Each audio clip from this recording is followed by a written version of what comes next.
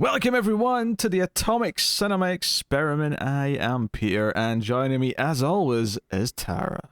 Greetings, citizens. This is a science fiction movie podcast. Every week we get together, we've watched a science fiction movie and we talk about it. It's really quite that simple. And coming up on today's show, we will be discussing the brand new film from Amazon Prime, The Tomorrow War, starring Chris Pratt and some other faces you may have recognized. So How lucky for us. yes, we'll get into it, and I guess we'll do a little spoiler-free section since it's a brand new film, and you may actually want to know if it's worth even checking out. I mean, the short answer is no, it's not, but we'll get into it in just a second, and we'll take it from there. The premise of the film is that there is a war against aliens taking place about 30 years in the future, and the numbers of humans that are still alive and able to fight are so low that the humans in the future have developed a wormhole to travel back in time and start recruiting people from present day. And would you believe it, Chris Pratt is one of the many who are called in and taken to the future to fight in the war of tomorrow. What was your first impressions here? What did you think of the Tomorrow War? I thought it was not very good. I don't really like the movie that much, actually. And I think I'm pretty easygoing to this type of stuff, but like I don't know, things just felt out of place, miscast. And you know what? I really like the director. I really love the Lego Batman movie. Yeah, I did notice Chris McKay's name in the credits. And that movie is, funny and smart and an interesting plot, and this is not. This has none of that, is what you're saying. No. It has a cast that says it should be, but it's not. Well, what's funny is the first thing I would say about this film is that it has no idea what tone it's trying to have, because it's all over the place. The film, especially early on, it's taking itself so seriously, but Chris Pratt's kind of acting like Chris Pratt, and he feels out of place. But then later on, it adds in more comedy characters. Yeah, we get like a Chris Pratt-like character in Sam Richardson later. and then the last half hour, which obviously I'm not going to say anything that's happened in that, but the last half hour of this film just goes into complete stupid territory, but the amount of like comedy one-liners that start sort of piling up, and none of them are funny. I want to make that very clear. There's not a single joke in this movie that I think lands. No. They're painfully really unfunny. And I really, really love Sam Richardson. I'm not familiar with him, but when I looked him up, he was on a TV show. Was it Veep he was in? Yeah, that's what you know him from. and he's a scene stealer in that show. Yeah. I like hated every line of dialogue he had in this, pretty much. And I don't know if I don't necessarily think it's his fault. This is just not a good script. And honestly, I think the direction in this is pretty wonky at times. There's a moment specifically where there's a gunfire fight with aliens and they're going downstairs. Mm-hmm. And it's Sam Richardson specifically who's firing his gun at this moment. And he's sort of like walking as he's firing it and going downstairs. And the way this scene is shot and edited as he's firing at this alien who's like, trying to like run down the walls and get to him, is that the pacing of the scene, the shots backwards and forwards is so consistently equal. And he's just constantly yelling and saying like, I can't remember what he's saying, but he keeps repeating a phrase, something like, come on then, or oh shit, or oh no, something like that, right? It's meant to be mildly amusing, but it's in what's supposed to be a tense scene where he's fighting for his life. But because of the way it's paced and because of that line of dialogue and the way it just keeps cutting back and forth, and he's just sort of like moving at such a consistent, casual pace as he's firing this gun, it feels paced like it's entirely meant for comedy, like there's no actual danger. It's not the exact same thing by any means. Obviously, the actual setup is different, but it made me think of something like in the first, I think it's either the first or the second Naked Gun movie, where there's a shootout where they're on just like two opposite sides of like a trash can, and Yeah. they're just kind of like ducking up and going back down and going like that over and over again, and it's just perfectly in pace. That's what the editing of this scene made me think of, because it just kept as the aliens, rah, oh shit, oh shit, oh shit, oh shit, rah, oh shit, oh shit, oh shit, oh shit, rah, oh shit, oh shit. It was like, I was expecting like some sort of like the camera to pull back and reveal something funny, because the editing was telling me there was no real danger. So that's just one example. I actually found there's a couple moments kind of like that where I was expecting like some other payoff, like the camera would pull back or the scene would like go to behind the characters and there would be something else going on. But it's almost like there's a lot of scenes that are set up to be a joke that don't pay off. Yeah. Although we said that, it was making me almost hope that if the final time you thought it was going to pull back and reveal something, it did, and it was just Buster sitting there, I would have given it an extra point. Just yawning. Oh, he's been there the whole time. Yeah. The cast in this, obviously something that's worth mentioning. Obviously, Chris Pratt is the star, and honestly, he's pretty miscast in this, I think. He's miscast in at least the movie I think they were trying to make for the first half. The amount of like small things that come back and get payoffs in the last act feel more lighthearted than the rest of the film's supposed to be, which I thought was really weird. But at least for the majority of the film, he feels miscast. Especially since he still has his like physique from being like an Avenger. Yeah. Like he gets like the gratuitous moment where he has to have his shirt off and reveal his perfect body. And it's like, okay, it reminds me of like a little bit of like Total Recall, where, you know, Arnold Schwarzenegger is supposed to be an every guy. You're like, you're the biology teacher. Yeah, but you who's on this like strict keto, low carb workout circuit. No. Just on Total Recall, he's actually an agent from Mars who's had his mind wiped, so there's a reason why he looks like that. Or he's in recall the whole time. No, or he's really an agent from Mars who had his mind wiped. You guys should check out our Total Recall review. Hey, you see can't, which side you land on. You can't deny it explains why he looks like Arnold Schwarzenegger. You can't deny that. Oh, blue sky on Mars. How about that? Bite me. All right, so... Yeah, so Chris Pratt, I do feel is kind of miscast in this, because there's a few dramatic moments where he's supposed to look like really intense or sad or like heartbroken, and honestly, I think Chris Pratt is good at what he does. In Parks and Rec, he was good as Andy.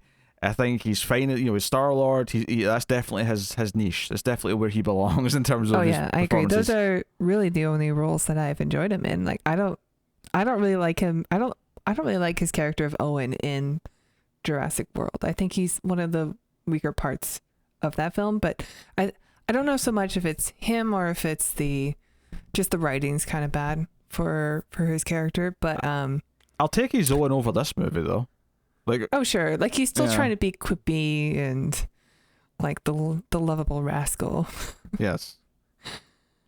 I mean, I'm defending this character or the Owen character, but there's levels here, and this is definitely much worse than Owen in terms of how all I'm trying to say is that like obviously like everybody fell in love with Chris Pratt who watched Parks and Rec, because he's just adorable and so fun to watch in that. And then when he became Star-Lord, it's like, oh yeah, he's got this other thing that totally fits him, and he's great at it. But the other stuff I've seen him in, like he did Zero Dark 30, or was it? Yeah, it was Zero Dark 30. He had like a small minor role in that. He was in the movie Her. He had a small role in that. And although, both of those movies are great, he does kind of like stick out. Like you're expecting him to be kind of funny or quippy or quirky or something. And he doesn't really, I don't know. He's got a very specific niche. Yeah. It doesn't work when you put him in something that feels like could be like a Kubrick sci-fi movie, but you get Passengers instead. Like, yeah. In the hands of other, creative I haven't seen talent. that one yet. I've been avoiding it because, honestly, I'll just say it. I don't really like Chris Pratt that much, with the exception of the two roles that I like him in. Well, some people just they fit the one role or two in this case, and that's all you like, and that's fine. Okay. We have other cast members. His wife is played by Betty Gilpin, who I do like. She was on Glow. She's popped up in some other things that I've seen. J.K. She was in that Simmons, movie, The Hunt, yes. which I wanted to see, but I didn't see that. It wasn't. I mean, I had some ideas, but it wasn't that good either. J.K. Simmons is Chris Pratt's father in this. He's rocking a beard, and I mean, it's always nice to see J.K. Simmons, but J.K. Simmons is by no means a mark of quality. He was also in Terminator Genesis. Dare we remember? So that's a thing too. And there's a few like faces you recognize. Yvonne Strahovski is like a character in the future. Marilyn Rajskub, if I'm saying her name correctly, from 24, she's got a small role in this. More on some of these characters when we get to spoilers, but it's there is a lot of faces you do recognize that are in this. Yeah. So,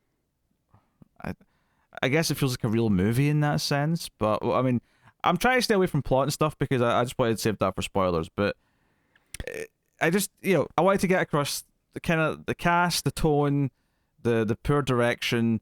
I think one of the to sort of like give an example of the humor not working, beyond just some other stuff being unintentionally funny towards the end, because I actually started to laugh at how ridiculous the movie got towards the end. But there's a joke which is in the trailer. This joke, it's when they're sort of in training or they're getting ready to ship to the future, and there's a moment where Richardson's character like is struggling with his gun, and Chris Pratt leans in and says, "Hey, you do this," and you click blah blah blah, and he shows him how to use it, and he's like, "Hey, how are you so calm and collected? How do you know what you're doing?" He's like, "It's a long story." He's like, "You're ex-military." He's like, "Yeah, I guess it's not that long," and or no, that's not the exact line is, "I guess it's a short story," and all I could think was, I could see it. I can tell what the joke was supposed to be there, but I feel like the actual line of dialogue and his delivery of it really made it not funny. Like it wasn't a. Not that would have been a hysterical joke if he delivered it properly, because it's there's a long story. It's da da da da. Oh, I guess it's not long, right? That's a joke you've seen in 50 things. It's happened before. Maybe it's like when you get like a normally dramatic actor who can do comedy, Mm-hmm. and it's always a surprise and a treat. Maybe it's different when someone is primarily known for comedy is trying to do comedy that's a little bit flat. So we keep expecting Chris Pratt to be like the clown. I think it works for like Chris Hemsworth and stuff. Like people don't expect him to be funny, but he is quite funny. So if he had like a line like that, maybe it would work a bit better. But because Chris Pratt is always funny, this doesn't seem like it's good enough or something. Because I remember thinking it wasn't funny in the trailer, but sometimes the timing of these jokes can be lost in the trailer because they'll chop it up a little bit to make it fit or whatever. Turns out it was just a red flag. Turns out it was exactly as bad as it looked in the trailer, yeah. That's pretty much the case. Yeah. I also thought the movie looked kind of Generic? kind of ugly. Ugly, bland, yeah. Yeah, it just had like a really bland color palette, except for like maybe the wormhole stuff, but that's pretty quick. And There's just no style. It looks like a really like it looks like World War Z or like it's in a wider format than like 16:9, but it still just looks like it's a TV show in terms of how it's how it's shot. It's got you get some cityscape stuff that's kind of like this looks a little bit like something you'd see in a TV show now. Yeah, it looks like they say it's Miami, and maybe it's actually like the CG or whatever's based on Miami, but it's the sort of thing where I'm like, if you told me that's just Vancouver, because that's usually what the city is when they tell you it's something else, I would have been like, yeah, Sure. Probably. It's probably just Vancouver. Yeah. To the point where I'm almost surprised there wasn't a big fight in a warehouse later on in the movie. Because they do have a budget. They clearly have a budget, but it's one of these things where I'm watching this movie and it became quite clear that not only is this just a hodgepodge of ideas from other better movies, right? Some of them are really... a lot of movies, actually. Yeah, and some of them are really specific towards the end that I want to talk about when we get to spoilers.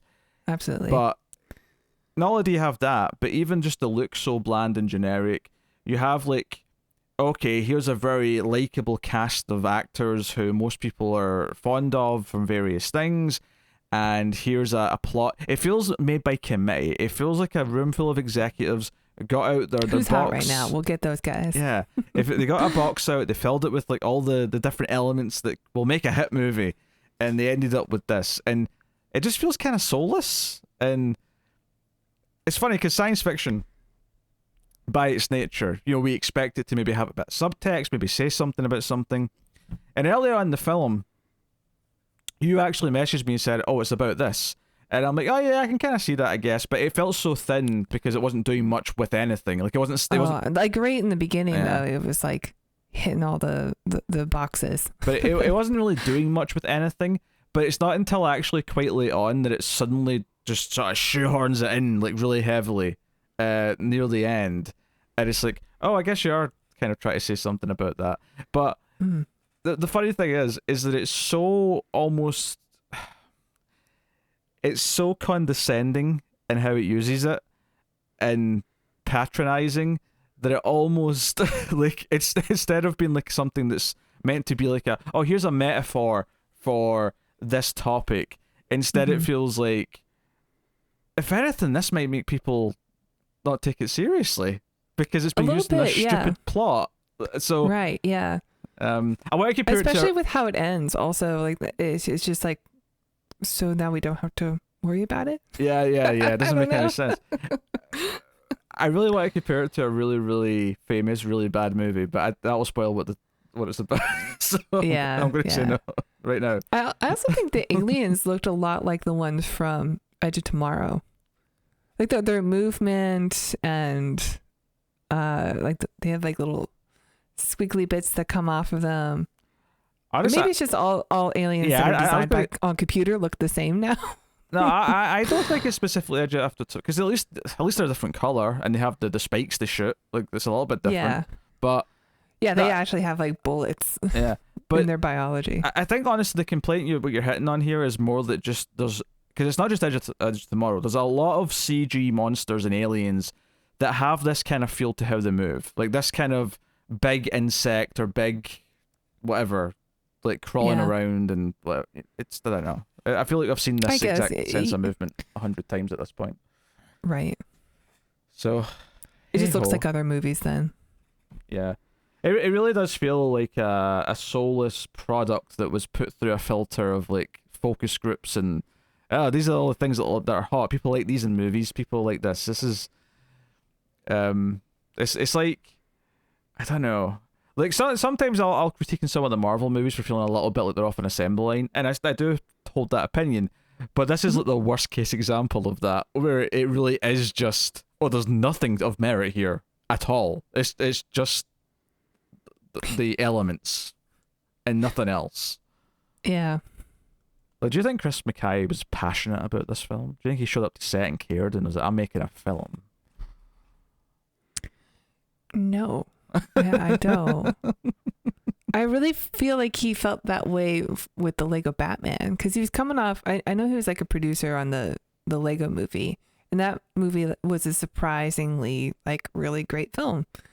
So like when he did the Lego Batman movie, he had a lot of expectations, and I think he was proud of what he made because it worked with fans of Batman, it worked with kids and adults, and it was a really terrific film, I thought. And it had like emotional moments with family and stuff, and this movie is supposed to have that, but it really falls flat.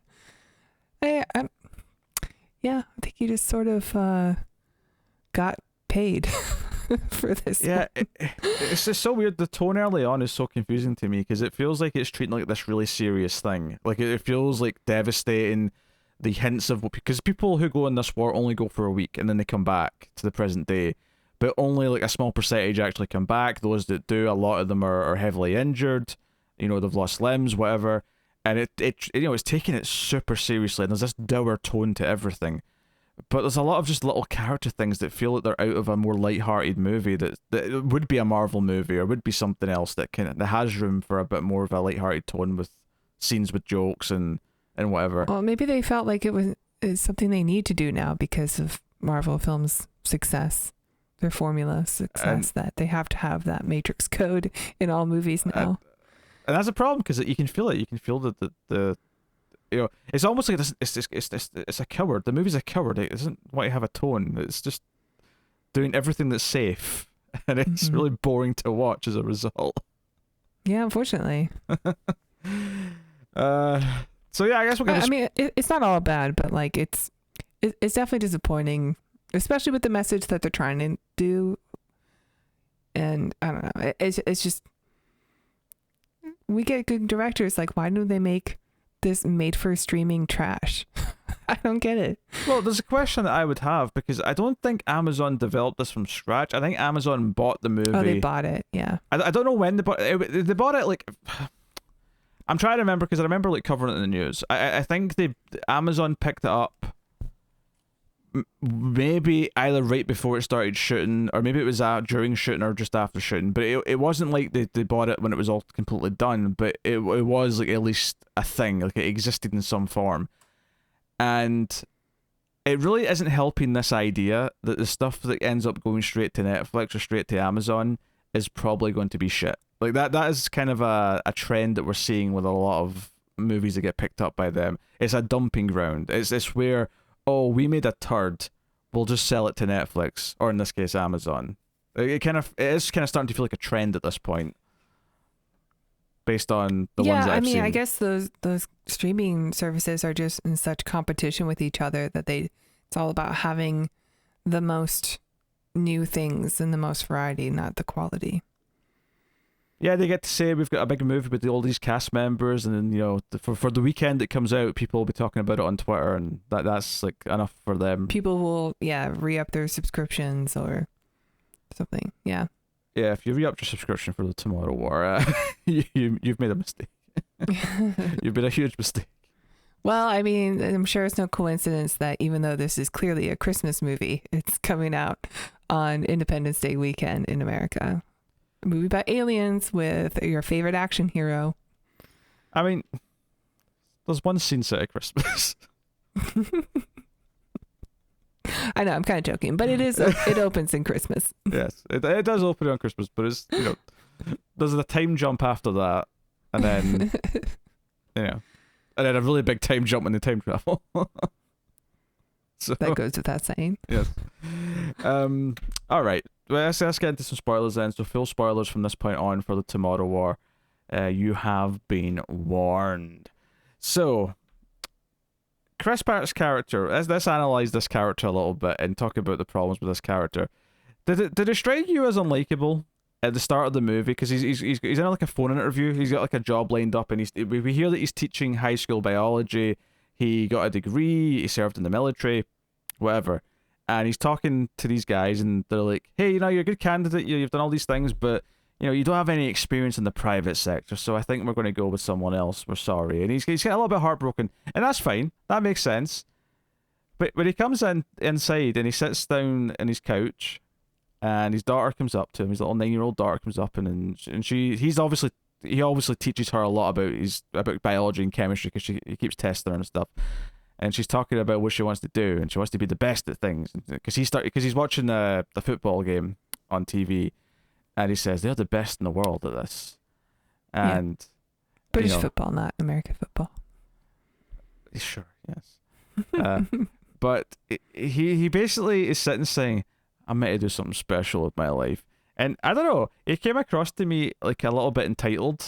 You know why? I think because we just watched Soul, and the whole point of Soul is that you don't have to have some kind of grand purpose in order to like have a life and be happy, and it's okay if you are just kind of mediocre. And I like the point of that movie. I didn't watch Soul though, so. Oh, you didn't? No, I've not seen that yet. Well, you know what? I think you'd like it.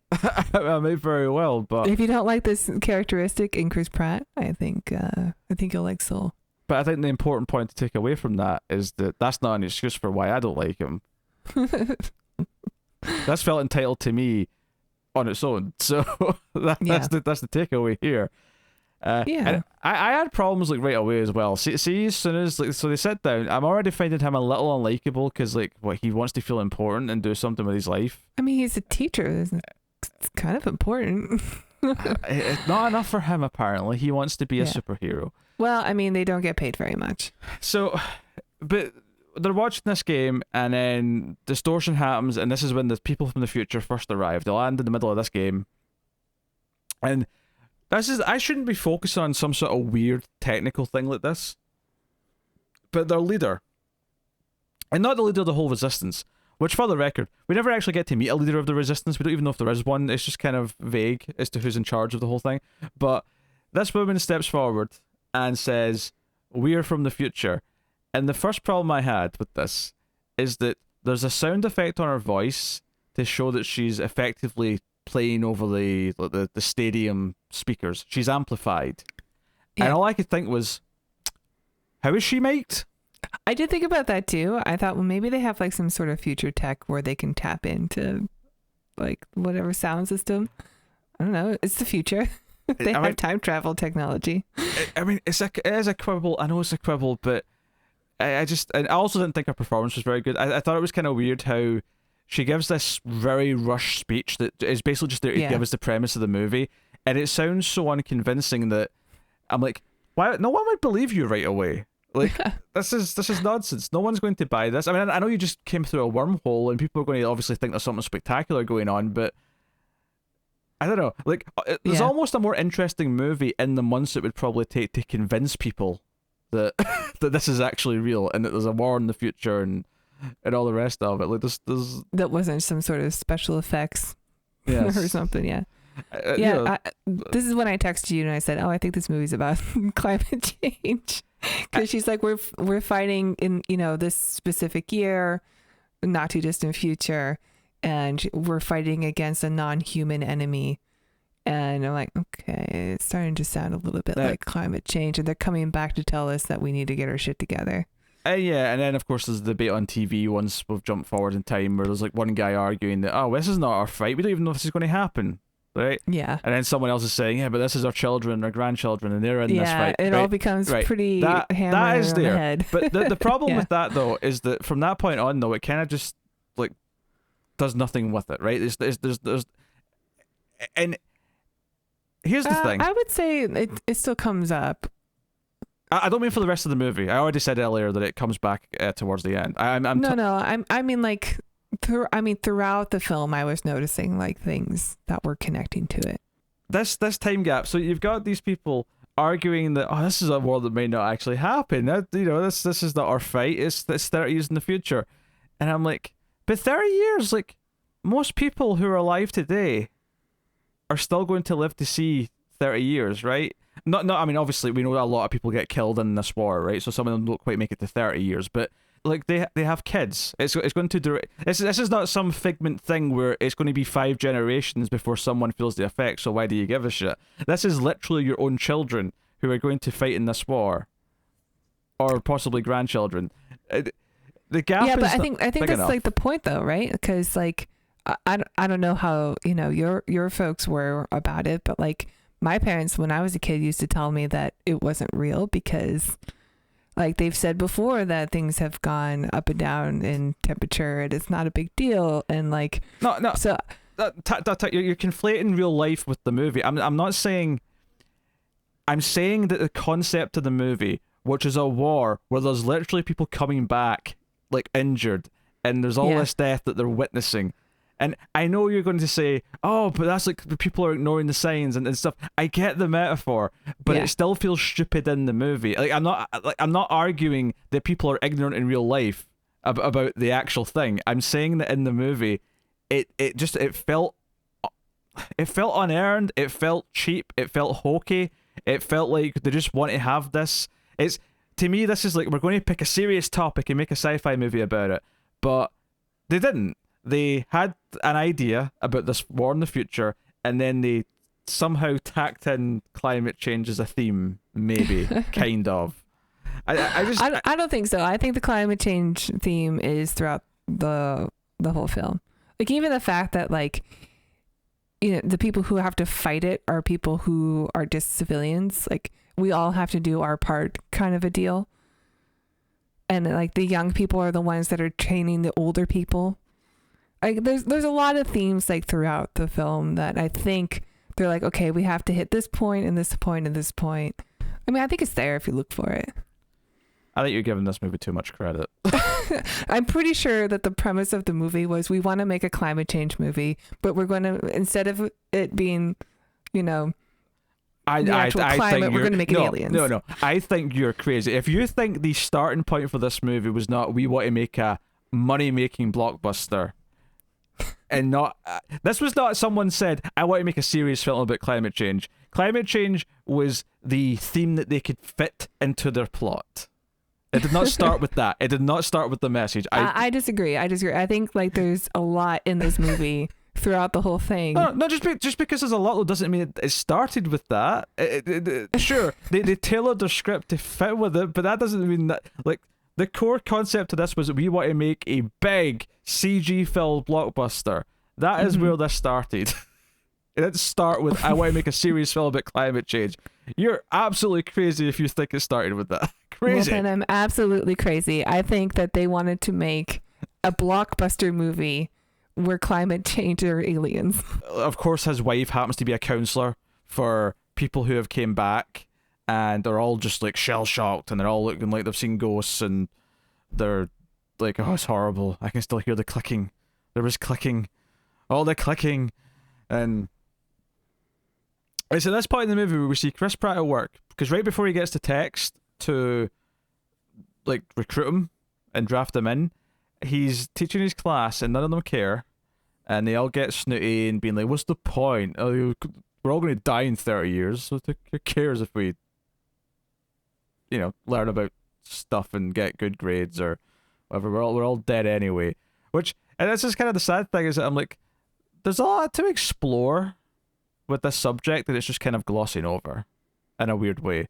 It's glossing over the ideas of, what about all these young people who think there's no point anymore? Like you could like, shouldn't we be following a character like this maybe to like get like a sense of? I think you're describing the movie Tomorrowland. I mean, she had a lot more optimism, but like that's essentially what the plot of the film is. I suppose in a way, yeah. I don't know. I don't have any specific examples. It was just like there's a lot of there's a lot of ideas that are thrown at the wall in this movie that feel like they're just kind of glossed over. The idea of there being like everyone who goes forward to the future has to be already dead in that future, because we find out Chris Pratt's going to be dying like 7 years. We don't know how at first. We find out later, and the idea that everyone who's came back to the present also can't have been born yet. So everyone who comes back to talk to them's all at most in their mid to late 20s. So we have this set up, and I'm like, okay, that's an interesting mechanic. And of course, yes, you're saying that's going with the theme of the young people are like spearheading the climate change like charge, but the movie could do more with that as a concept. I don't know, maybe have these younger characters struggle to like have authority with all these other characters, or maybe one of them should be the main character perhaps. I don't know, because maybe that's a more interesting perspective to have. Maybe I didn't mind the scene though when we get like everybody like suiting up, because I think they're part of like the third wave or something, Chris Pratt, and when he's called. And you see like it's way more than that, because the guy who went on the first wave who's coming back. Oh, that's right. It's his third time. It's his third tour, but it sounds like there's been like one every week for like months and months and months. Right. Yeah. Okay, yeah, you're right. But like I like that you see like what looks like Aunt May or something, like putting on a combat boot over like her muumuu, and like women there in like yoga pants that have been recruited to go. And I like that imagery of like everybody has to fight. Yeah, it's I don't know, because it was kind of a mixed bag for me, because it didn't really feel like, I didn't feel the weight of any of it. It felt like it still wasn't sure if it wanted to be a lighthearted movie, so it was almost treating it like, look at the wacky hijinks of all these different characters going on this thing. Like sure. I mean, it was just like a flash, and then you're like, okay, so his team is going to be like a bunch of people who definitely aren't prepared for what's ahead of them. Oh sure, which is actually one of my biggest problems with the movie as well, just from like an action standpoint and like a tension standpoint, is that when they land, something goes wrong with the wormhole device, and they don't land. They're meant to land just off the ground, right? So they just fall down a few feet, but they end up falling from like a really great height in the sky. And the only reason why Chris Pratt and a few of them survive is because they land in the swimming pool at the top of this building, and everyone else who doesn't land in that just falls to their death. And it's like, oops, sorry, splat, you're dead. And that's never really explained, I don't think, why it was doing that. There's no hints in retrospect as to why it was acting up. So like they say, right as Chris Pratt gets sucked into the wormhole, like there's a shot of them saying something's wrong, we're losing it, and then when they come back after the 7 days, they said that the wormhole connection's gone. They're not able to hold it anymore. Okay. So I assume it's something to do with that. Well, no, we know why it's not there anymore, because the device that they use in the future to like set it up gets destroyed at the end. Yeah, they blew it up. Yeah, that's got nothing to do why it malfunctions at the start. Like, so there's never an explanation. Yeah, there's a line where they say, "Oh, there's something wrong with it," but there's never like. I thought that was set up. I thought, oh, something's starting to interfere with the wormhole because they're not meant to be. You know, maybe the space-time continuum's starting to be there like, no. There was something else that was kind of a hand wave. It was like they could only go to 1 year or something. It was only going to be 2051 that the wormhole can like go to, and they're like, you can't go to any other years, and they're like, they just kind of hand wave that question away. Well, that's not exactly right. That's not exactly right. What the rule is that it's like a linear tether between the two of them. So it's only 1951 just now. Maybe when they started, it was actually I say 2050. maybe so 2051 just now, but maybe it was 2050 when they started. The idea being that they're both moving alongside at this, like it's all basically it's always exactly 31 years or whatever it is between jumps. So, which I've seen that logic used in other things. I feel like here it's just to make the writing easier, because if it wasn't that, then there'd be tons and tons and tons and tons of like, why not just do this? Plot holes. Why not just do that? Why not just do this thing over here? None of this seems to make any sense. Why are we doing it this way? So that felt like someone thought of a plot hole and they came in and wrote in a line of dialogue to explain it. Like, and it's, okay. It's a band-aid. It's like a single band-aid over a plot hole, and that's all that line, all that little speech was. That's what that feels like to me. Yeah, they said, I mean, they know where the first attack happens, and like somewhere in Russia. So you'd think it'd be more like, we're just going to prepare for the first attack. Like, since you can go back in time and warn people, you can bring back like technology and stuff. Not that you don't need it for the war that you're fighting in the future, but if you're invested, if you have a time machine, then would you just like try again? Yeah. So one of the things I was going to get to though is when they all land in the future, is that I don't feel that anyone reacts appropriately or reacts with the sense of dread and confusion of like, okay, we're in this future war-torn version of, I think say Miami, and like Chris Pratt just goes into sort of, because he actually has some experience, he starts sort of getting into like military mode, and he sort of try to help everyone and whatnot. And the guy who's on like his third tour, he's got a couple of buddies who clearly have all been here before. They're all kind of more trained. And I thought it was really weird that he just lets Chris Pratt like basically become the leader of the squad. Like he just sort of lets him, and that's the other thing. He just starts doing his own thing. But he sticks with them though, and he follows Chris Pratt's orders, because Chris Pratt sort of directs him around a little bit, and he does it. He goes along with it, which actually leads me to another weird thing. Like, they recruit all these people and they don't give them any sense of hierarchy or like put like someone in charge of the team. Well, maybe they did, but they died as soon as they landed. Only like 12 of them survive in that pool. I mean, maybe they did, but like, surely that's something you don't just infer from like nothing. There's no hint of that. There's no hint that there was. Especially since you're getting someone who has military experience. Like he seems like the obvious choice. And don't get me wrong. They do say that they're jumping ahead of schedule because something's happening in the future and they need to go now. So that's why they're skipping like some basic training that some of them should be getting. But I don't know. It felt weird that it was so unargued. It was just like, here's just a random group of civilians, some of whom are literally just grannies who were taken off their porch and have never held a gun before in their life. Like, what do you think you're going to accomplish by just throwing them into a middle of a war? They're going to die in seconds. This is stupid. This is the most stupid plan you've ever thought of.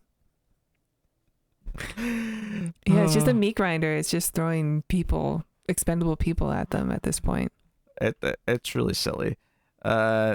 So Chris Pratt goes into military mode. They're given a goal. They have to get to a lab and get a sample and potentially save a team of scientists. But the scientists are all strung up Predator style. So I guess it's also ripping off Predator a little bit as well. I never really thought of that at the time. But they're all upside down. Inspired by, I'd say.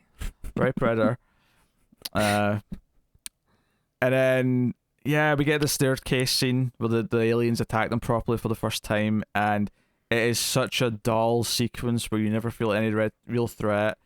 Mm-hmm. Everyone who dies is a red shirt. To the point where when they get back outside, and it feels like we saw like 4 or 5 people die, when they get back outside and they're running down the street again, I'm like, there's literally not anyone that I remember that I don't see now. Like, everyone that I remember I can see. So, Yeah. no one of importance died. What did you think of the actual alien combat? Like, them coming towards them and the axe and the gunfights. Was there any of that? I mean, it's the first time that we really see the aliens, and they're like setting up the rules and stuff. I like that the aliens can shoot, like they have their own biological bullets in a way and guns attached to them. Like they seem threatening looking enough, and that they can travel super fast. But the rules don't really seem to line up with like the how like the combat works with the humans and the aliens. Like, it seems like they all should be dead with what the aliens could do to humans. I mean, that's really what I got from the scene. Yeah, I just got generic from this scene. Like, I just got, these are generic alien designs. This is a very generic scene that's poorly directed. I feel very little tension. And then, of course, we have there's a set of jet fighters coming to bomb the city. Which, given what we find out soon, that the woman who's kind of running the local, like, resistance, like, that's Yvonne Strahovski, who turns out to be Chris Pratt's grown-up daughter. Which, by the way, can we talk about how long it took Chris Pratt's character to get this? Yeah. This guy comes up and calls. Oh yeah, as soon as they said that he was going to go into the future by a certain amount of years, I'm like, well, he's probably going to meet his daughter because that's a movie thing to do. But as soon as, so this guy walks up and says Colonel whatever his last name is, and he's like, I'm not a colonel. Forrester, I think. Yeah, and he's like, oh, you've got the same name. What? Oh, so how do you spell it? And I'm like, oh my god, you're such a goddamn idiot. Where are you from? Same place you're from. It took him so long, but anyway, boy, you kind of look like my wife. So the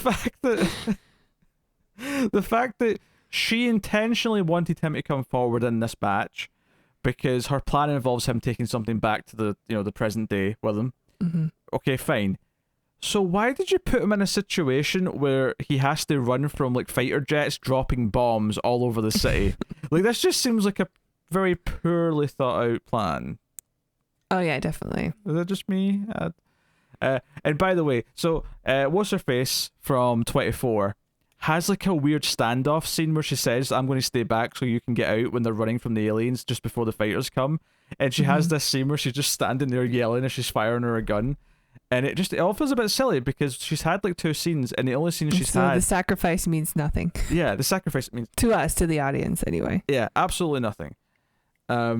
It's just, oh, there goes that one face we recognize from other things.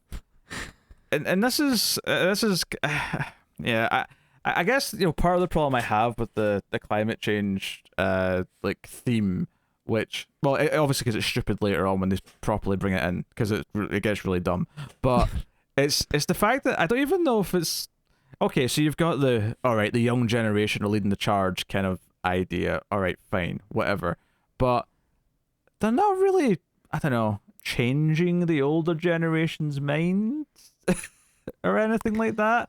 And they're not really, nothing. I guess the idea is that the generation now doesn't worry about things like, if it is real, then they're not going to worry about it because they won't be around them. But then they're like putting them into the world now where this threat exists. Okay, sure, but it's not really saying it's if you were going to experience it, then maybe you would change your mind, kind of a thing.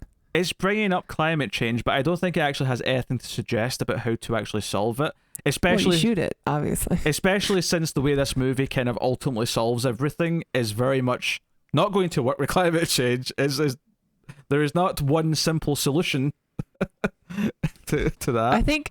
I So- mean, they kind of say it at the very end of the film. I mean, I can bring it up now, where it's just like where they're like, we should take this evidence to the UN or whatever, and let world leaders do something about it. And then Chris Pratt's like, no, if things are going to change, we're going to have to take care of it ourselves. Like that's the real message. Back away from the mic a little bit. Yeah. You're getting too hot in the mic.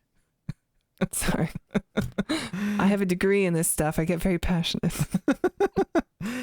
No, so I think yeah, I get that point there, but it doesn't change the fact that he's saying that, like, no, we can't let people as a whole decide this. We have to decide to potentially screw this up by only the 6 of us going in and trying to solve this problem on our own with no backup, with only a vague plan, like without knowing really what we're stepping into. So, but we'll get to I that. also think the message is kind of wrong. We'll get Like, obviously, it's really hard to trust, government officials to do the right thing. But like legislation and stuff is the only way we actually are going to be able to combat something like this. well. That's kind of my point. That's my point. Yeah. No, it's Top down is definitely the way to go. That's my point. No, it's bringing up the subject without actually having anything to say about how to, like, do something about it, or like if Just recycle more. like no, but Something stupid like We're that. talking about the young generation leading the charge, but it never really actually goes out of its way to say the old generation, because it's not like Chris Pratt's character has an arc where he doesn't believe in this, and then It's not Chris Pratt's character. It's his father's character. Because he's the one in the end who says, I'm sorry for everything. Like, it's his generation apologizing. that's thin. He's in like But everything is he's in, so like bonk bonk on the head. he's in like It's 3 like, okay, I scenes. get That it. is so thin. That's definitely the reason he's there. That is so thin. He's like the gruff guy who like builds shit in his garage and does things against the government's rules. Like, he's the person who definitely does not believe in this stuff and doesn't trust government. And he's the one who has the arc at the end, and he apologizes and he fights for his children, his grandchildren. Okay, yeah, but That's the whole point of his character. And I also think it's thin and stupid, but like, no, that's- but what I'm trying to add to this though is it's not actually showing how you can change someone like that's mind, because everything this movie has isn't a metaphor for how you can't actually we can't take someone to the future and show them the long-term devastation. It doesn't. course. That's not possible. So the movie's not actually giving us anything to actually sort of say this is how you communicate with someone who doesn't believe in this, or this is what you do to potentially fight it. And what it's saying is actually kind of wrong in many ways. Yeah. I mean, the first thing I would say is that I think I said this earlier, but it does so many silly things with the concept once it gets more overt with it in the last third, that if anything, it's going to make people take climate change less seriously, because they're going to see it as just the setup for some stupid alien movie as opposed to whatever else. So anyway, back to the so Chris Pratt's met his daughter after they've run from the city with all the fighter jets dropping bombs everywhere, and he's just barely survived. He's brought this vial. It turns out she's trying to make a toxin that'll kill them all, some MacGuffin that'll just do it and murder every alien, whatever. And she won't tell him much about the future. They bond a little bit, but then as a mission, they have to get a female, right? Because most of the aliens are men, right? But there's like the they don't call it a queen, but effectively, It seems like they're really rare. yeah. And so they've got like a nest that they go to, and she drops down from a helicopter into the big anus that's in the ground, and goes into the Like cave. an anthill. There's a big anus. We all see what we want to see. You heard it here first. Yvonne Strahovski does butt stuff in the Tomorrow War. Hey, they should put that on the poster. It would sell some tickets. All right. just ascending into the. I'm not even gonna say it. I hate it. Hey, and then afterwards, when someone complains, they can just say, "We never said it'd be hard, but." Mm. See, foolproof. Hilarious. But anyway, so she says, "Like, now you have to stay in the helicopter, Dad. This is a mission for us." But of course, he jumps down because he has to be the hero. One of the worst scenes in this movie is when she like breaks down in the beach after they've gotten away from danger and tells him that he left the family and that he died in a car accident when she was 16. He basically he separated from his mother when she was 12, and then they got a divorce when she was 14, and then when she was 16, he died in a car crash. And this is where my mind, being a science fiction movie, aficionado. At this point. You want to say that? I was thinking, I bet the reason why he was so like miserable is because she's probably going to die in the future, and the reason why he's depressed, and the reason why she never knew why he was that way, and why the wife maybe never knew why, is because they never knew that he witnessed his adult daughter die, and that's why he's eventually going to end up in this accident, which may or may not, or if it's like his fault or be something, intentional. Yeah. But apparently that's too smart for this movie, because this movie never even thinks of even addressing the idea that maybe she grew up with a Chris Pratt who always went back in or always went forward in time and came back. It never even has that idea that we're in a time loop or anything like that. It's just because it becomes clear that no, that opening scene that I complained about earlier, where he was just being a little entitled bitch and says, "I want to be special. Why am I not special?" It turns out that's why he was depressed in the original timeline, and that's why he eventually separated from his wife. It's not because he was distraught over the death of his child, which would be more devastating and understandable and would make some dramatic sense. It was that he was just unsatisfied with his life, and that led to his death. Had a needless death. Which like I had the same thought too. I thought it was going to be that because he saw his daughter die. And it's not that that's even like, this conceptually is actually one of the things I love about Moon. I don't want to get too into it, I don't want to get too spoilery, but Moon is very much about how a character who is a bit of a dick kind of like gets to examine who he is and grow and learn from it. So there is a good science fiction story to be told about someone who did have this really selfish path and then sort of was snapped out of it by this, like, witnessing what he does and seeing these things, and then his life becoming... There is a good cerebral story to tell there that's quite heartwarming, potentially. Mm-hmm. But because it's so throwaway, and because it's just kind of like... I don't know, the whole thing's just... The emotional stuff between the father and daughter, like... did not get to me at all. And I have a similar relationship with my father where like he taught me about science and got me very interested in this stuff. Like I even love science fiction probably because of my father. And like that kind of stuff should resonate with me. But I just don't, maybe it's because I just don't buy Chris Pratt's character or his acting in it, but like I just don't feel the emotion. Like she's giving it her best. I mean, it's probably the direction. I think it's direction, I think it's script. I think, it might be a little Chris Pratt being miscast as well, but the weird thing is, though, is that because his character's so poorly written, I don't even know if I can blame it entirely on him either. But Yvonne Strahovski, I've seen be good in other things, so I don't necessarily think seems like she's good. Like, she does her best in this film, and it's passable.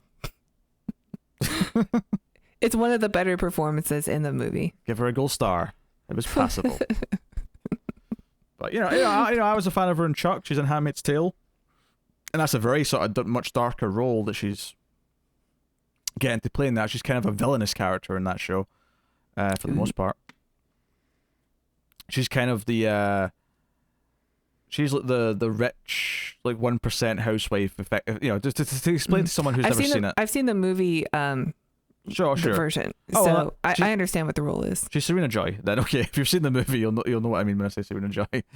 So and she's good in that role, and she was great and likable in Chuck, and it's just you sometimes you just have a bad script. You have thinly written characters, And it's one of these things where the movie gets worse as it goes, because the more it goes, the more the fact that all of its ideas aren't clicking, and the more that none of the characters are clicking, it becomes more of a problem the more it goes.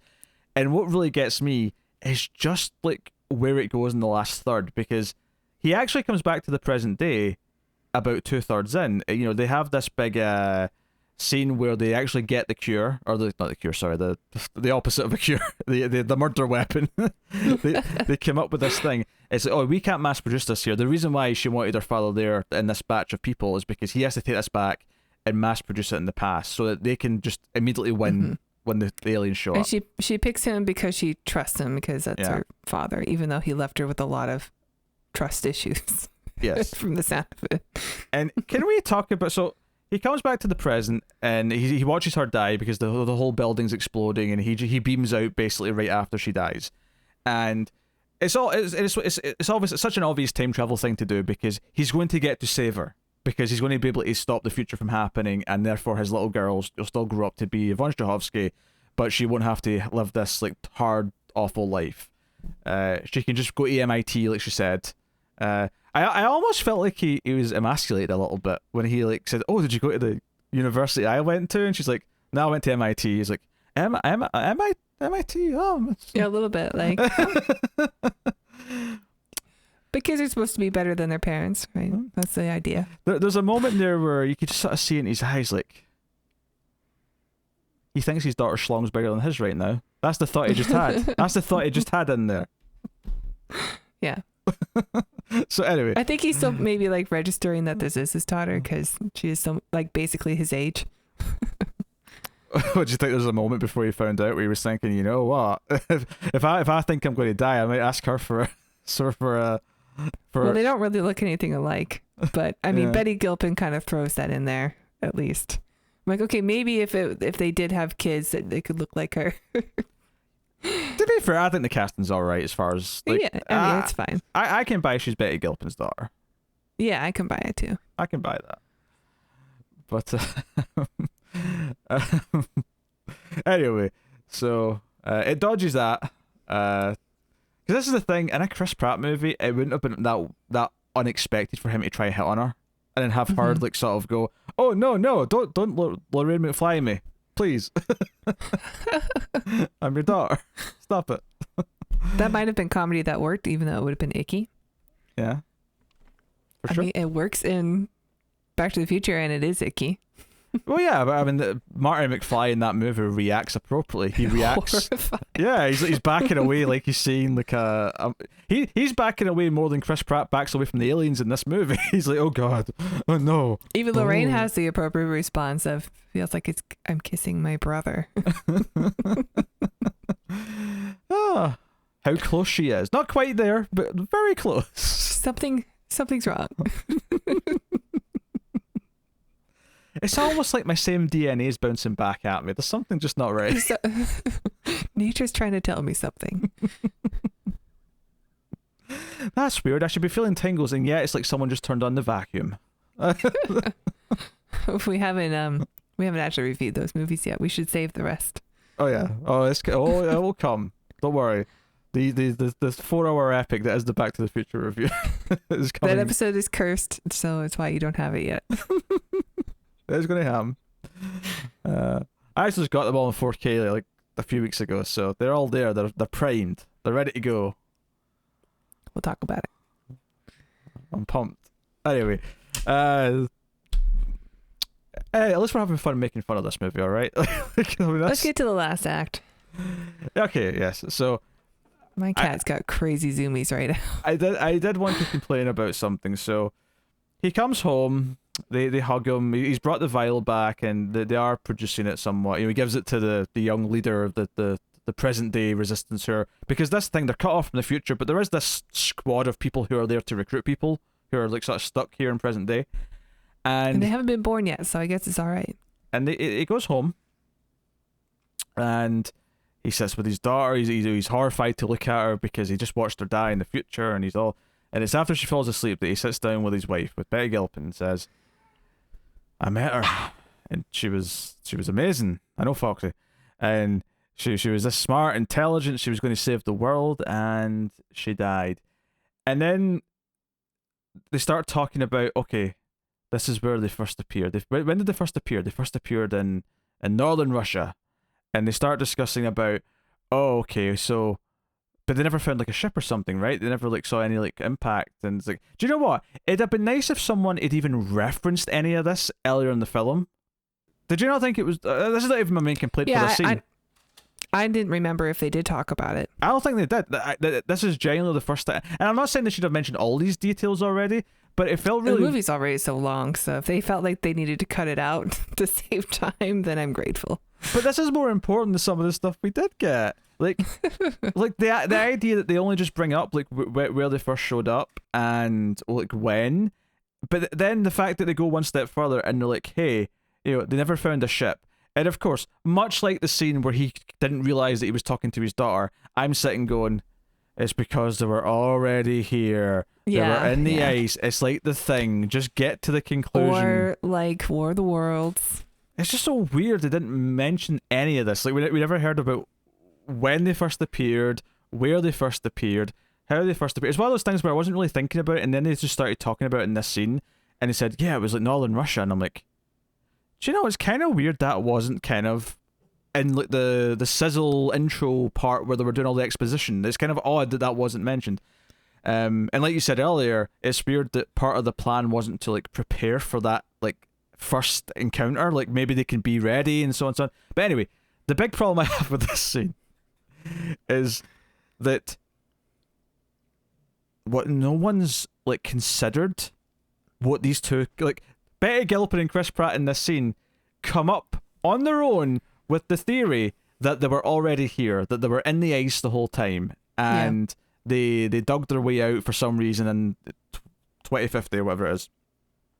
And like he's like, oh, I think we're onto something here. And Betty Gilpin goes, I better tell them that your wife came up with this idea. And I'm like, yeah, no one in the future war, no one who's been like helping them in the last year who thought about studying like where they came from, when they appeared, and like, because it's not like it's not, because as soon as they said there was no evidence of like a ship or like a crater, I went, oh, they're already here. That was immediately what I said.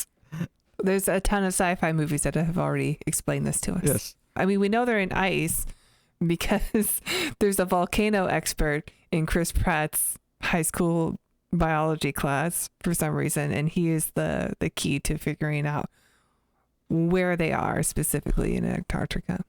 Yeah, but it is a crash ship. It is much like The Thing, it's a crash ship, but it's also like Alien, because when they actually make their way to the ship, they say, oh, these are weapons, these are bioweapons to like wipe out planets, which is exactly what the alien is in Alien.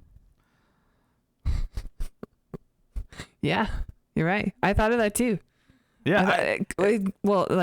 It gave me Prometheus vibes, which is not like a movie I love. But. So can I just like point all these details out here, what this last third of this movie is? Chris Pratt and his wife, on their own, come up with the theory that the aliens are already there under the ice, under the snow, whatever. And from here, they go to some of the other characters survives. Your comic relief guy, Richardson, and then also the guy who was like on his third tour, right? They were both back as well. And he goes to them and is like, hey, we need to try and do this. We can go and do this. And then someone says, oh, this is weird. I've analysed some of these alien claws that we brought back, and there's like volcanic ash on it. I mean, do you know anyone that knows about volcanoes? And Chris Pratt's like, And is it just There's me? a kid in my class who's obsessed with volcanoes. This setup and payoff to this kid who knows about volcanoes and his knowledge of volcanoes being instrumental in the solution at the end of the film is like a kid's movie. This is a kid's movie tone, the way it strikes this. But sure enough, he comes up with this idea that it's in Russia, and this is where the ash might be, and blah blah blah blah.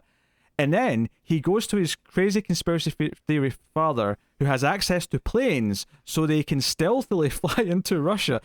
So keep in mind, the premise of this movie is that Chris Pratt, along with a lot of other people, are drafted into a war in the future to fight aliens because the war's been lost. So they need people from the present day. And we got a bit of time travel, we got all that. The last third of this movie is Chris Pratt, some of his friends, and his father flying to the middle of nowhere in the snowy mountains of Russia blowing up the ice, finding a crashed alien ship, and then single on their own as a team because they decide it's better for them to just go in and like try and inject them. Although why didn't just blow them up in the first place? I don't know. Right, because they actually they do end up having to blow them up because there's like a whole hive of them on the ship. Yeah, because at first it looks like there's one woman alien and then like maybe like a dozen males like on either side of this main room. But then later on they go down like a side little hallway and then there's like a big like huge chamber with like hundreds of them and it's like maybe the explosives just maybe just do that instead. Kill them while they're asleep. But of course the reason why this actively brings in the climate change and beats you over the head with it. Then this is just in case you didn't get it yet. This was the moment. This is the moment where I texted Tara and said, "Oh, they're going heavy into the climate change here." Is because they said, "Okay, well, if it's at this mountain, like, why 2050? Why did they dig out?" And then someone goes, "Wait a minute, maybe they didn't dig out.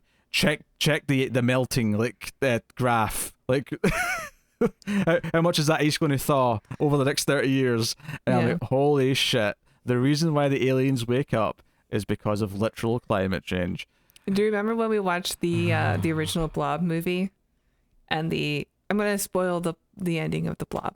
1950, 58, I think that was. Yeah, I'm not going to spoil the 88 one because you guys should all watch that movie. But the Blob, I mean, you can watch it. I guess it's classic, but it's also kind of skippable. It's a cheesy classic. It's a cheesy B-movie classic. Yeah. Well, the important thing is the 88 version. But anyway, so they defeat the Blob by putting it in the Arctic. And the last line of the movie is, so long as the ice is still there, we're safe. And then it has the end question mark. Which is not intentional, I don't think, either. No. That's an accident. Way more ominous watching it now. And so that's immediately what I thought of in this movie. It's like somebody's watched The Blob recently. And also The Thing and Alien and War of the Worlds and Predator. And then the final part of this movie. I also thought of Predator in this scene because the Earth is getting warmer. That's why the predators that like warm climate. That's why they start moving into the cities. I guess it's more like Predator 2. Sure. Which is another reason why we should avoid climate change so that predators don't come to our planet. I think that was a little bit more of a stretch, but I'll give you it. I'll love it. But keep in mind, the actual final conflict of this movie, though, is that all the red shirts, all the young people from the future, sort of give their life to blow everything up, and that's okay, fair enough, right? Because they're all going to die anyway, or they shouldn't exist. They shouldn't be here anyway. So whatever. The universe's way of working it out. The final conflict, though, is Chris, because the female alien gets out into the snow. And we get this alien chasing down Chris Pratt and J.K. Simmons as they run around with a couple of guns, a knife, and it's just this. I was laughing. Forever. I actually started laughing during this scene because I thought it was so stupid. Because at one point, I think J.K. Simmons, or I think it's Chris Pratt, jumps up in the alien's back and is kind of hanging on, and this was just generic CG Hollywood stupid trash. Oh yeah, he even pulls a Fast and Furious thing where he takes he sneakily uses his snowmobile to take out the alien when it's about to attack his father, even though they move so fast. Anyway, yeah, it's all super dumb and it goes on way too long. The last 30 minutes, everything before it's not good and none of it really works, but the last 30 minutes is especially stupid and just goes to really dumb places. And I think, if anything, the message of the movie, I'm not really convinced it has a message beyond just bringing up something that sounds like a message, but if it has a message, the idea that J.K. Simmons is about to sacrifice himself, because they blind the alien, they stab it in the eyes, and the alien's getting close to Chris Pratt, and he's near the edge of a cliff, and he's almost going to go off. So J.K. Simmons, is because he's not been there for him his whole life, cuts his hand to lure the alien over and says, "I'm sorry, son, I'm sorry for everything." And Chris Pratt makes the choice to not let his father sacrifice himself and dives at him and saves him. And so if anything, it's let's not just unload all the oldies even though they're to blame for a lot of the problems. We can forgive them because we're better. I mean, I don't think it's a good movie. I think as far as just even without all the messaging, just the action's not very fun to watch. I think the movie looks bad. I don't like the palette. I don't like the video game look or the I guess more of like a made for streaming look now. It seems to be pretty consistent. It just looks flat, yeah. I don't even think it's a made for streaming thing. I think it's just this is what shooting on digital video with no creative vision looks like. So that's why they all look like this. It's just very disappointing. It's a disappointing film. Not that I was expecting very much, but if you're going to have such an important topic and message and, you know, you want it done well. Yeah, the performances, some of them are just miscast. I don't think there's any great performance in this movie at all, or even that good. And I don't necessarily blame the actors. It's just more the script. It's more the direction. The direction and the pacing and the threat, or even just the way the characters don't seem to like react properly to things. They seem to just be fairly accepting of the fact that they're in the future now in a war zone. And I'm like, okay, maybe if you're going to tell me that Chris Pratt's like that because he has military experience, so he's maybe taking it better than everyone else, okay, fine. But I feel like everyone's just sort of like following his orders and not really. Yeah, they should be freaking out that how lucky they are that they fell in a pool. Yeah. And not over the side of a skyscraper. Like, yeah, we should have had at least one character who landed in the pool looking over the edge and seeing like one of the guys who just like start screaming or something. Yeah. I was just looking in horror, like they see like maybe one of the people landed on the actual banister at the edge of the roof, and like they're sort of like lying there with their back broken because that's where they've landed. Like, I mean, we probably sort of fell off after that, admittedly, but let's just say they were still lying there. Like, you have a character just looking at that and just be like in shock because like that could have been you. Make it like the D-Day scene in Saving Private Ryan. There's a moment where you could tell they added like embers digitally over the top of the frame when they're standing talking at one point, and I'm like, all I can feel right now is green screen. All I can feel is you surrounded by green screen and everything around you, other than maybe like the very immediate floor and like some of the very close things is CG, and it has that feel to it.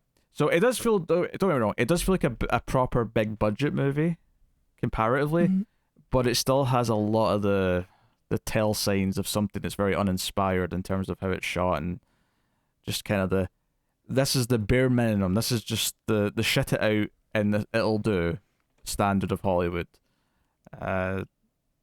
There's very little to like in this film, and it's not so much that it's, you know, it's as funny as it is to compare it to Birdemic. It's never the worst of anything, but at its best, it's really mediocre. But it doesn't stay mediocre for very long. It gets worse, and I mean, never quite disaster levels. It's never.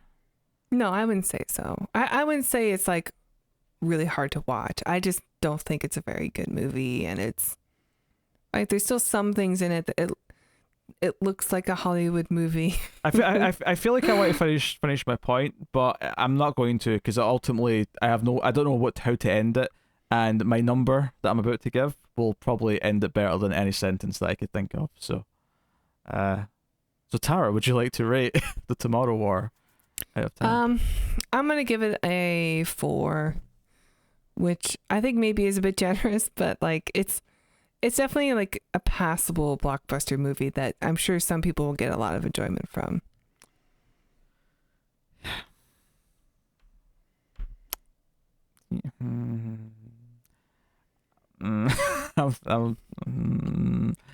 I'm going to go, because I think I started at a 5. Like I was at a 5 out of 10 within like 3 minutes of screen time. And then as it went on and more things weren't clicking, and then the direction was really bad, I'm like, okay, this has dropped to a 4. And to be honest, I think the last like 20 minutes is so stupid and just feels so like out of a different movie to a point that, yeah, I'm going with a 3 out of 10. Okay. I can't wait for the sequel, The Day After Tomorrow War. Clever. You should have written jokes for this movie. That was so good, I already used it on Twitter. So, but Tara doesn't follow me on Twitter, so she doesn't get to see my jokes in advance. No, I don't do Twitter. It's not anything personal against Peter. I don't follow anyone. Yeah, you're just not a Twitter person. All right, let's wrap this up with a couple things. First of all, if you made it this far into the review, put the word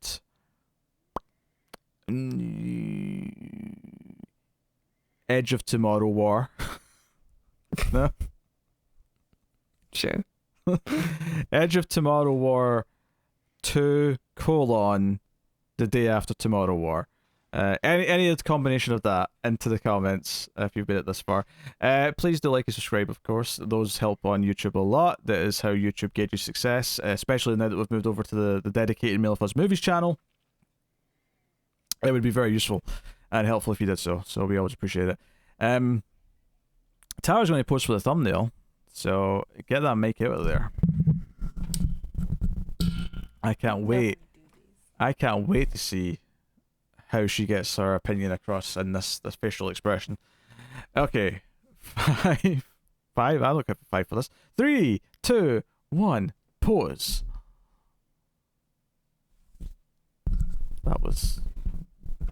That's art. Face art. that might have been the most beautiful pose I've ever seen. I know. Slap it on a magazine. You'll sell hundreds of dozens of copies. Obviously, I care so much about my looks on the internet. You can, of course, get us on Twitter at mail_fuzz for channel updates. Tara, would you like to tell the kind people about Patreon? After, of course, I thank our Patreon producers for the month. So thank you to Tyler Hess, Cindy Palacios, David Short, Board Now, Al Treisman, Christopher Moy, David Brown, and Stanley. They are all Patreon producers. But Tara will tell you more about Patreon in general. Yeah, right about that now. was so rude of me. Sorry that I yawned during that. I do love you, patrons. If you check out our Patreon page and donate as low as $1 per month, you will get access to bonus episodes of The Ace. So if you're looking for your favorite B-movie schlock, which maybe we'll do Birdemic one day. It is as science-y as this movie. It's no time travel, but it's all, climate science fiction. Bird science fiction. This movie had both aliens and time travel in it. And you're trying to argue that Birdemic is equally science fiction. Yeah. There's lots to talk about solar panels. Anyway. We have lots of fun movies and reviews on there. Whole back catalog, including Time Cop, Future Force, not Death Race 2000, but something adjacent to it. The Tracer Saga. And if you donate $5 per month, you will get access to these reviews one day early, and some other shows you get a whole week early. So, thank you. Next time on the show, you already know this because I told you about it last week, but next time you're getting Matrix Revolutions. We're finishing out the Matrix trilogy, which obviously we're doing because the 4th one's coming out this year. And I'll just say that the week after that, we're starting another shortish franchise to shake things up a little bit. So look forward to that. I should not reveal it as of yet, but look forward to it. But that's pretty much it then. That is the show. That is the Tomorrow War, our review and discussion of this very bland, soulless film. In fact, do you know what? Just to sum this up, I think the best thing I can say is that in the last 30 seconds, for some reason, Chris Pratt has narration that comes in, which never happened the entire movie until the last 30 seconds, where he just starts talking about, oh, I got to save my daughter. I realized the life that I had. I was the special man that I always wanted to be all along, or something to that effect. They definitely could have opened it because they open with him in like the wormhole. So you could have done a freeze frame. I bet you're wondering how I got here. Hell, I mean, even that opening felt really unconfident. That was like, we know people are going to be bored by the first 40 minutes, so we're going to tease the start of the actual future stuff and cut back. What a shame. Yeah. So that wasn't written that way. That was something they did in editing to try and make the start of the movie seem more exciting. Yeah. So that's my stance. I'm sticking to it. That has been our thoughts on the movie. This has been the Atomic Cinema Experiment. Thank you once again for watching or listening. We always appreciate it. Keep watching science fiction and computer. Ad Salsa. Science.